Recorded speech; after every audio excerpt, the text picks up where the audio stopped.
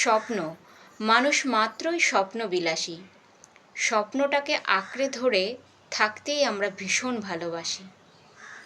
কখনো কখনো সেই স্বপ্নটাকে সত্যি করার তাগিদ আমাদের বর্তমানকে উপেক্ষা করে ভবিষ্যতের সুন্দর দিনগুলোর জন্য অপেক্ষা করে।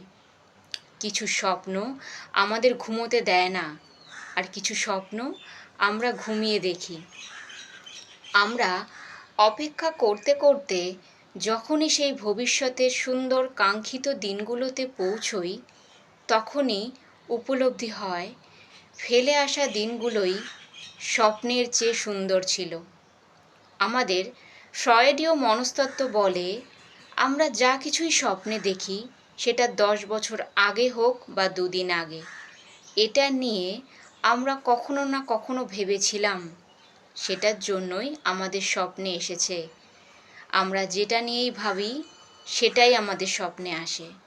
এমন কোনো স্বপ্ন হয় না যেটা আমরা ভাবিনি। ধন্যবাদ।